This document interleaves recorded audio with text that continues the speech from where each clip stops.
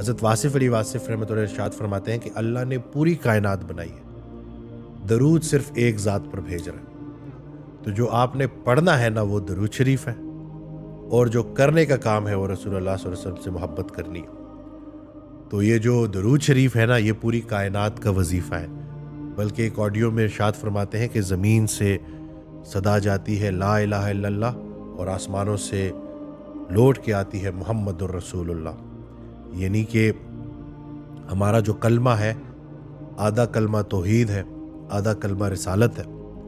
اب دیکھ لیں کہ کتنا حصہ جو ہے توحید کا ہے اور کتنا حصہ رسالت کا ہے۔ تو ہمارے ایمان میں جو سب سے پاورفل بات ہے، جو کام کرنے کو ہے، وہ رسول اللہ صلی اللہ علیہ وسلم سے محبت ہے، اور محبت کے ساتھ رسول اللہ صلی اللہ علیہ وسلم کی ذات گرامی پہ درود بھیجنا یہ پوری کائنات کا وظیفہ ہے۔ قرآن پاک میں اللہ تعالیٰ ارشاد فرماتا ہے کہ میں اور میرے فرشتے رسول اللہ صلی اللہ علیہ وسلم پر درود بھیج رہے ہیں، اس لیے اے ایمان والو آپ بھی درود شریف بھیجو۔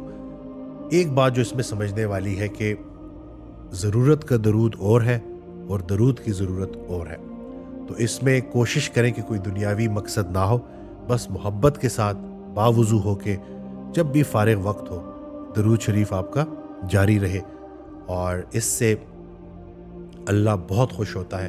بلکہ یہ وہ ایک کام ہے جو اللہ کے فرشتے اور انسان یک زباں ہو کے کر رہے ہوتے ہیں، اور اللہ کا کوئی بھی کام جو ہے وہ درمیان سے سٹارٹ نہیں ہوتا۔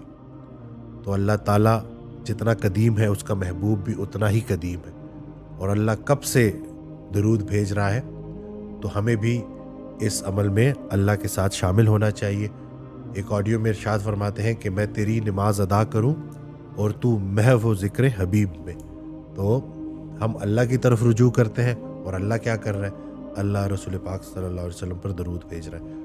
تو وظیفے میں اس سے بہتر اور کچھ بھی نہیں ہے۔